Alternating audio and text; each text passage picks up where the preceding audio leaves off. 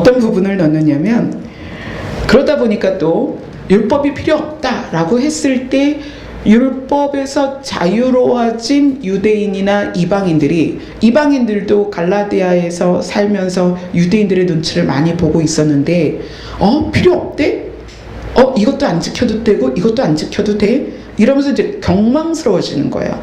그러니까 바울이, 그렇지만 율법을 너희가 다 폐하고 아무것도 지키지 말라는 게 아니라, 이러면서 그 교회 안에서, 공동체 안에서 어떻게 해야 된다를 6장에 이야기를 하는 거예요. 너희들이 공동체 안에서 무슨 범죄한 일이 있거든, 온유한 심령으로 그를 바로잡고, 또 너 자신도 시험에 들지 않게 하고, 또 짐을 또 서로 지고 막 이러면서 권면을 합니다. 그 권면 안에 이제 오늘 본문인 가르침을 받는 자는 말씀을 가르치는 자와 좋은 것을 같이 해라. 그리고 이제 7절 8절을 이렇게 얘기해요. 스스로 속이지 말라. 하나님은 업신여김을 받지 아니하시나니 사람이 무엇으로 심든지 그대로 거두리라. 자, 공동체에게 이야기하는 겁니다. 공동체 안에서 육체를 위하여 심는 것이 무엇이냐? 공동체 안에서 육체로 심는 자에게 뭐라고 말하냐면, 스스로 속이지 말라. 하나님은 업신여김을 받지 아니하신다. 이 얘기는 뭐냐면, 공동체 안에서 신앙생활을 하는데, 이 시대의 율법이 뭐냐면 종교적인 신앙생활이에요. 교회생활. 그게 뭐라고 그랬죠? 외식이다.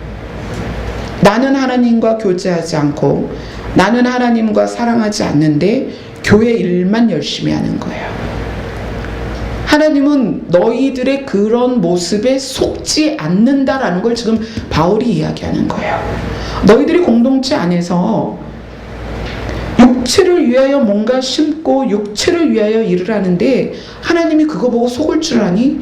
안 그래. 그러면서 오늘 가장 중요한 말씀을 합니다. 공동체 안에, 교회 안에서, 교회 공동체 안에서 추구해야 될 것이 무엇이냐면 성령으로부터 영생을 거두르라는 거예요. 성령으로부터 영생을 거두리라. 성령을 위하여 심는 자는 성령으로부터 영생을 거두리라. 자, 여러분이 교회를 다니면서 무엇을 기대하는지 한번 살펴보세요. 자기 자신을 살펴보셔야 돼요. 무엇을 기대하고 있는가? 내가 교회를 지금 10년 다녔고 20년 다녔고 30년 다녔다면 나는 교회 다니면서 무엇을 기대하는가? 우리 교회 정수기 필터를 교체하시는 분이 며칠 전에 방문하셨어요. 그래서 그분하고 이야기를 하는데, 그분이 신앙생활을 하신 지 8년 됐습니다. 8년 전에는 불신자였어요. 그런데 아버지께서 갑자기 뇌출혈로 쓰러졌어요. 응급실로 실려가고 중환자실에 계시는데, 이 정수기 기사님이 그때는 이제 믿음이 없으니까, 정말 하나님이 있다면 우리 아버지 살려주십시오. 내가 하나님을 믿겠습니다. 이랬어요. 그런데 그 기도 가운데 음성이 들리는 거예요. 내가 너의 아버지를 살려줄 것이다. 안 믿는 분이었는데. 그리고 이분은 하나님을 만났습니다. 그 아버지가 살아나셨어요. 지금도 살아 계십니다.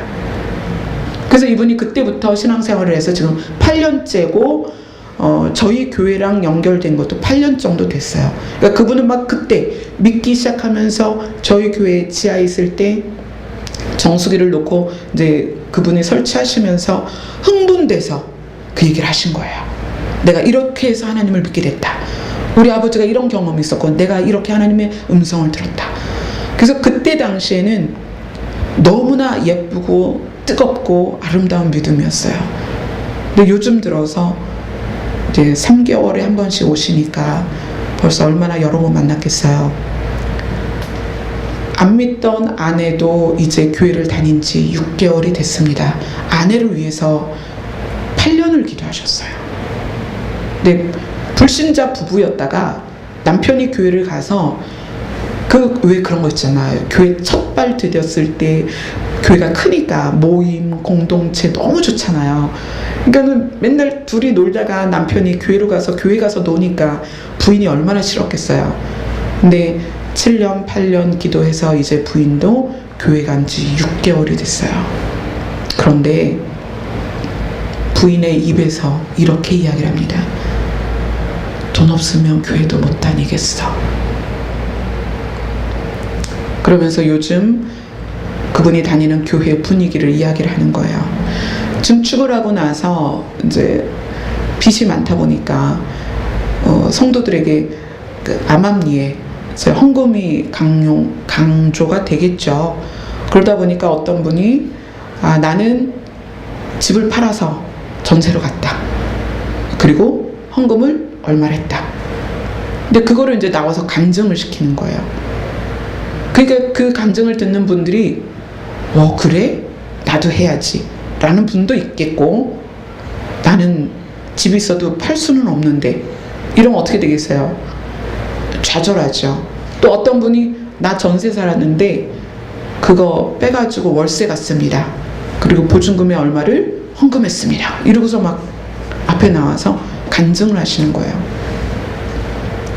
그러고 나니까 교회가 침체되기 시작하는 거예요. 성도들이 떠나고 그 모임, 셀 모임이 12명 정도 모였었던 셀 모임이 셀장하고 그 정수기 기사님하고 해서 둘이 모인대요. 그러면서 못하는 분은 못해서 교회를 빠져나가고, 또 헌금을 할 수 있는 분들은 헌금을 하니까 어깨에 힘이 들어가잖아요. 그러니까 또 그게 보기 싫어서 또 교회를 안 나오고, 이런 상황이에요. 그래서 제가 기사님하고 이야기를 하면서 신앙생활의 목표점이 무엇입니까? 라고 여쭤봤어요. 기사님은 신앙생활을 왜 하세요? 대답을 못 하세요. 신앙생활은 복받고 잘되기 위해서 가는 게 아닙니다. 우리가 천국 가려고, 하나님 나라에 가려고, 주님과 영원히 그곳에 살려고 신앙생활을 하는 거예요. 근데 교회에서 이제 앞으로요, 여러분, 지금 계속 그런 종류의 이제 상담을 하고 있는데, 주변에 아픈 분들이 굉장히 많아요. 아픈 분들이 많고, 물질적으로 어려움 당하는 분들이 주변에 많이 있으세요. 그래서 그분들이 이걸 어떻게 해결해야 됩니까? 라고 전화를 하시는데, 여러분, 앞으로 잘 살 거 기대하지 마세요. 여러분, 앞으로 건강할 것도 기대하지 마세요. 제가 왜 이런 말씀을 드리냐면, 우리가 사는 시대가 주님이 말하시는 마지막 때 전쟁과 전쟁의 소문, 난리의 소문, 기근과 지진이 임할 때이기 때문에 그래요. 근데 많은 분들이 어떻게 하면 좀 이 경제적인 위기를 벗어날까? 저는 왜 이렇게 몸이 아프죠? 제가 무슨 죄가 있어서 이렇게 몸이 아플까요? 이런 말씀을 들으면서 앞으로는 더 힘들 텐데 어떻게 할까? 그 정수기 기사님도 언제쯤이었냐면 1년 전쯤에 그런 얘기를 하셨어요. 자기가 잠깐 공황장애가 왔었다. 자기 친척 사촌 형도 40대에 공황장애가 왔는데 뭐냐면 사는 거에 대한 두려움이에요. 그분이 아이만 셋인데 이 아이들을 정말 좋은 대학 보내고 잘 먹여서 잘 키울 수 있을까, 이런 두려움. 왜 두려움이 생기냐면 신앙생활의 목표점을 교회가 바르게 알려주지 않아서 그래요. 이 땅은요, 예루살렘 성이 예수님이 말씀하신 것처럼 돌 위에 돌 하나도 남지 않고 파괴된 것처럼 이 땅은 파괴될 곳이에요. 형체도 남지 않게 없어질 곳이 이 땅이에요. 우리 모두는 나이 들어가고 우리 모두는 병 들어가는 게 지금이에요. 여러분이 아무리 좋은 먹거리를 찾아도 이미 세상이 오염됐고 세상이 유전자 조작으로 인해서 모든 규칙이 깨져버린 상태예요. 여러분이 얼마나 더 건강하실 수 있을까요? 그렇지 않아요. 앞으로는 알 수 없는 질병도 더 많이 날 거고요. 지금 우리나라의 이 기온이 뭐 대구에서 바나나가 열렸다 이런 이야기도 하는데 기록을 갱신하면서 더워지고 있어요. 계속. 우리가 얼마나 더 앞으로 평안한 시간을 보낼 수 있을까요? 저는 멀지 않다고 생각해요. 지금 캘리포니아가 엄청 많은 불이 나서 불바다가 됐는데 앞으로 기상재해로 인해서 더 많은 사람들이 죽어갈 것입니다. 알 수 없는 질병으로 더 많이 죽어갈 거예요. 이 땅은 그렇습니다. 왜요? 심판날에 가까이 가기 때문에 그래요. 그럼 교회가 신앙생활의 목표점을 바르게 알려줘야 돼요. 우리는 이 땅에 살면서 내가 좀 더 잘 되고 내가 좀 더 건강해지고 내가 좀 더 이 땅에서 뭘 누리려고 신앙생활하는 게 아닙니다. 그런데 그 목표점을 그것에 둔 이유 때문에 그 정숙희 기사님 교회 분들이요, 교회를 지금 떠나기 시작하는데 이런 거예요. 그래, 예전에는 내가 하나님께 복을 많이 받았어. 근데 지금 너무 사업이 어려워. 내가 이 사업 때문에 몇 년을 기도했는데 하나님이 풀어주시질 않아. 도대체 하나님이 어디 계신 거야? 하나님의 존재를 의심하기 시작하는 거예요, 성도들이. 자, 교회가 빚 때문에 지금 성도들에게 강압적으로 헌금을 요구하잖아요. 그러니까 그걸 보면서 하나님이 살아계시다면 하나님의 성전을 증축하라고 그래서 증축했는데 물질이 어려우면 안 되지. 하나님이 어디 계신 거야? 이렇게 하고 사람들이 지금 떠나고 있습니다. 하나님을 바라보는 목표점이 지금 잘못되어 있다는 거예요. 지금 뭘 바라보고 있습니까? 호주에서 오신 사모님을 제가 목요일날 어제 만나 뵀습니다. 그분께서 이제 9월까지 한국에 계시려고 친정에 들어오셨는데 그 부근에 어떤 교회를 가도 지금 이 시대가 어떤 때인지 우리가 어떤 목표점을 가지고 신앙생활을 해야 할지를 설교를 하지 않는 거예요. 그냥 성경을 잘 풀어주는 거예요. 성경을 풀어주는데 그 성경을 풀면서 하나님의 뜻이 거기에서 드러나야 되는데 좋은 이야기로 교훈으로 덕담으로만 풀고 있는 거예요. 그 호주에서 오신 사모님도 저하고 카톡 교제를 쭉 하셨던 분이에요. 시대의 깨우침을 받으시고 나서 이 마지막 때인 것을 알면서 굉장히 몸부림치는 사모님이십니다. 근데 국내에 와서 어떻게 한국 교회가 이렇게 잠들어 있을 수 있냐고 통탄해 하세요.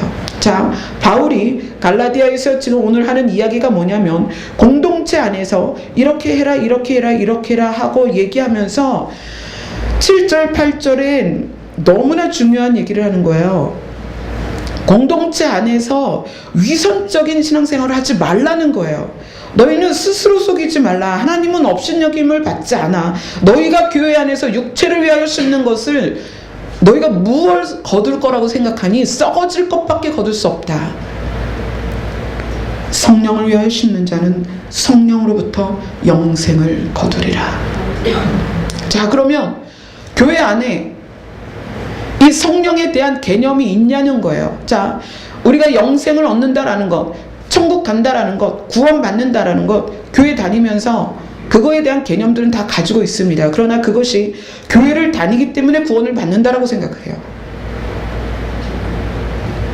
교회를 다니기 때문에 구원을 받는 게 아니라고 지금 바울은 이야기를 하고 있습니다.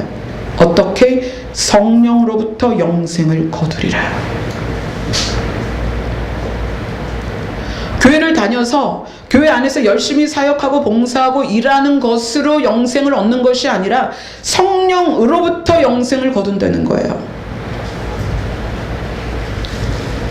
그러면 성령에 대한 개념, 우리는 성령에 대해서 어떻게 개념을 가지고 있고 성령에 대한 요구치가 뭐냐? 우리는 성령으로부터 무엇을 기대하는가? 그나마 성령을 말하고 성령을 강조하는 교회가 성령으로부터 기대하는 것이 무엇이냐면 은사예요. 많은 교회들이 지금은 성령님에 대한 그 일하심을 잘 말하지 않아요. 뭐 성령 받고 뭐 잘못됐다느니 양신이 역산다느니 이래가지고 말씀만 알면 된다고 이렇게 얘기를 해요. 그래서 성령님에 대해서 잘 다루지 않습니다. 그러나 또 성령을 다루는 곳에서는 성령의 은사에 치중이 돼 있어요. 심지어는 은사를 받아야 열매를 맺는다라고 이야기를 해요. 그렇습니까? 아니요, 그렇지 않습니다. 은사는 도구지 은사의 도구로서 열매를 맺히는 게 아니에요. 성령의 열매는 성령께서 인도하시는 대로 가는 사람이 성령의 열매를 맺는 거예요. 그리고 성령으로부터 영생을 거두는 것은 성령이 인도하시는 대로 따라가야 성령으로부터 영생을 거두는 거예요. 그럼 교회가 성도에게 목표점을 제대로 알려줘야 돼요. 여러분은 영생을 위해서 교회를 다닙니다. 영생을 위해서 교회를 다닌다면 여러분 반드시 성령의 인도를 받아야 합니다라고 가르쳐야 되는 거예요. 성령의 인도를 받기 위해서는 우리가 성령의 인도를 받기를 소원합니다라고 하나님께 아뢰어야 돼요. 예수님도 뭐라고 그랬어요? 성령이 임하기 너희들이 기다려라. 성령이 임하시고 나면 그 다음에 나가서 전도를 해라. 성령이 사라지고 성령이 일하심이 사라지고 성령의 인도를 따르지 않는 교회가 태반인데 어떻게 구원을 말할 수 있겠냐는 거예요. 어떻게 영생을 말할 수 있겠어요?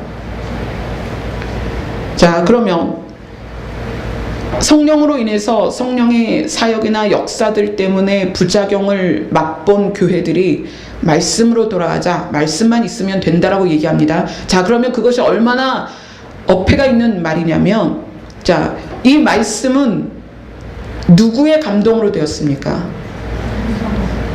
성령의 감동으로 된 것이 이 말씀이에요. 그러니 이 말씀을 가르치고 배우는 입장에서 성령의 조명 없이 저자가 가르쳐 주지 않는데 어떻게 그 속뜻을 알겠냐는 거예요. 목회자가 성령 충만하지 않고 성령의 인도를 따르지 않는다면 어떻게 이 성경 안에서 성령이 말하고자 하시는 그 핵심을 알겠냐는 거예요. 자, 또 하나는 태초에 말씀이 계셨습니다. 그분이 육신으로 오셨어요. 그분이 누구예요? 예수 그리스도예요. 그 예수 그리스도에 대해서 누가 가장 정확하게 설명할 수 있겠습니까? 성령님이죠. 말씀이 육신이 되신 분이 예수 그리스도예요. 근데 이 말씀을 지으신 분이 성령님이세요. 하나님의 가장 깊은 것을 통달하신 성령님께서 예수 그리스도를 가장 정확하게 우리에게 알려주실 수 있는 거예요. 그래서 성령으로부터 영생을 거둔다라고 이야기를 하는 거예요. 우리가 어떻게 신앙생활 안에서 성령과의 교제 없이 신앙생활을 할 수가 있겠으며 또 우리가 목표하는 목표점을 도달할 수 있겠냐는 거예요. 그래서 바울이 갈라디아서를 공동체 안에서 어떻게 해라라고 이야기하면서 이 부분을 이야기하는 거예요. 너희는 율법으로서 위선적이고 외식적인 신앙생활을 하지 말고 성령을 통해서 성령의 인도로서 영생을 거두어라. 그것이 지금 이 시대에 우리 교회 한 사람 한 사람, 우리 여러분이 다 교회잖아요. 여러분이 교회 공동체입니다. 여러분 안에 성령의 인도가 아니면 영생을 거둘 수 없다는 것을 아셔야 됩니다. 아까 기도할 때 그런 마음을 주셨습니다. 기도를 쉬는 죄를 범하지 말라고. 지금 여기 오신 분들 기도 쉬는 죄를 범하고 있다면 회개하시고 기도하세요. 제가 늘 여러분에게 말씀드리지만 기도는 뭘 청구하고 뭘 나열하고 무슨 목록을 만들어서 이렇게 하는 게 아니에요. 주님 앞에 머무르세요. 많은 말이 필요가 없어요.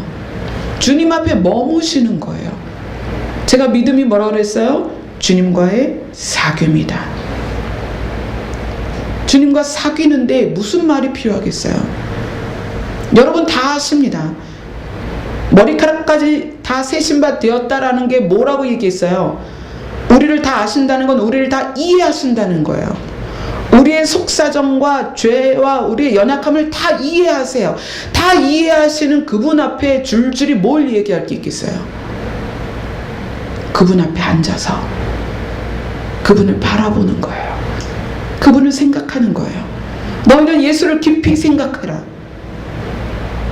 그분을 깊이 생각하면서 그분에게 물들라는 거예요.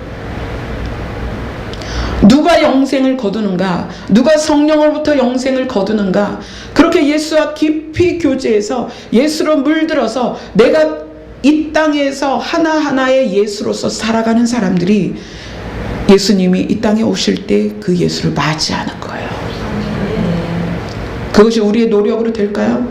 여기서 말하는 것처럼 우리의 외식과 우리의 위선으로, 우리의 열심으로, 우리의 노력으로 될까요? 아니요. 예수 그리스도 앞에 서서 그분에게 물들지 않으면 그 일은 가능하지 않습니다.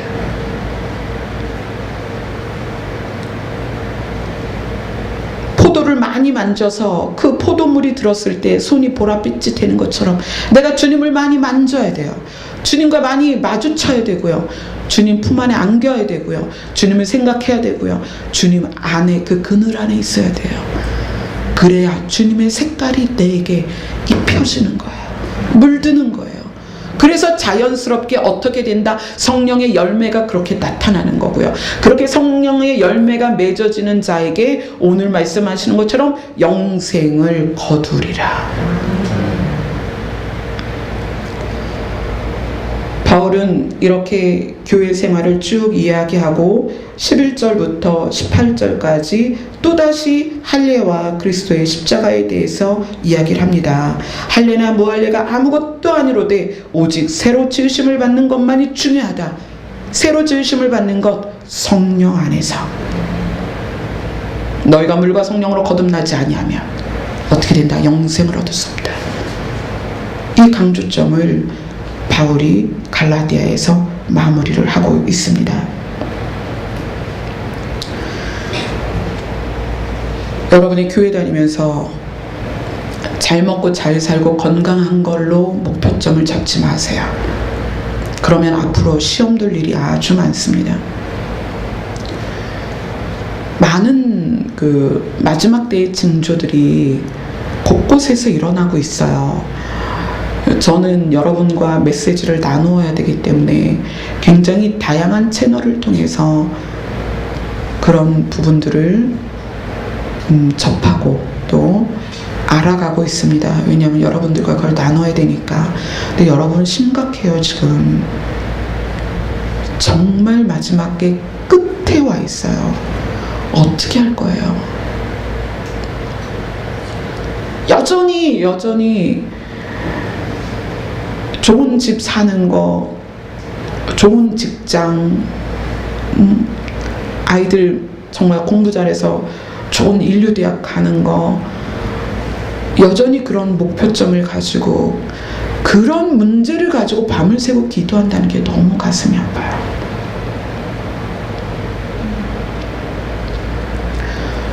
하나님은 상관이 없는 거야. 이분한테는.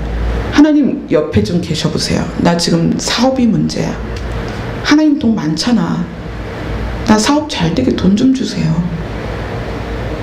하나님 뭐든지 고칠 수 있다며 나 좀 고쳐보세요.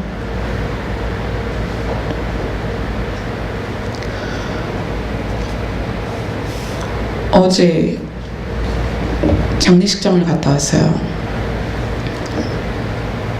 요즘 이렇게 그런 돌아가시는 분들을 보면 또 가족들을 보면서 그 유족들을 보면서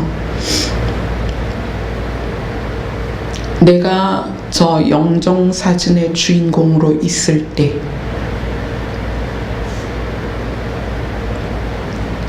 내 영이 어디에 가 있을까? 여러분 오늘 집에 가시면 그 생각 한번 해보세요. 만약에 내일이라도 그 영정사진이 내 얼굴이라면 나는 어디에 가 있을까? 내가 이제까지 무엇을 추구하고 무엇이 목표였는가? 여러분 점검을 하셨으면 좋겠어요. 여러분, 전도하는 거는요, 사람을 교회에 끌어다 앉힌 게 아닙니다. 여러분이 만나는 사람에게, 여러분이 가장 사랑하는 사람에게 우리가 죽으면 끝이 아니라 천국을 가든지 지옥을 가든지 그래, 우리 정말 예수님 믿어야 돼 라고 전하는 게 전도예요. 이 자리에 사람을 끌어다 앉히려고 하지 마시고요, 여러분 기회가 있는 대로 그걸 전하세요. 그게 복음입니다. 예수 그리스도를 통해서 영생을 얻는 것. 여러분이 성령을 통해서 무엇을 기대하시는지, 그 기대점과 또 우리의 신앙생활의 목표점이 무엇인지 늘 내가 삐딱하게 다른 것을 향하여 달려가고 있지 않나를 늘 점검하세요. 그리고 우리가 달려갈 길을 다 마치고 사도 바울의 고백처럼 주님 앞에 섰을 때 기쁨으로 설 수 있도록 위선된 가식적인 그런 신앙생활이 아니라 주님과 깊이 사귐이 있는 그런 신앙생활을 하시기를 소원합니다. 기도하겠습니다. 주님, 우리가 어디로 달려가고 있는지, 무엇을 추구하고 있는지 날마다 점검할 수 있도록 하여 주옵소서. 우리의 마음이, 우리의 생각이, 우리의 욕구가 무엇을 추구하고 있는지 날마다 주님 앞에서 드러나게 하여 주시옵소서. 예수님 이름으로 기도드리옵나이다.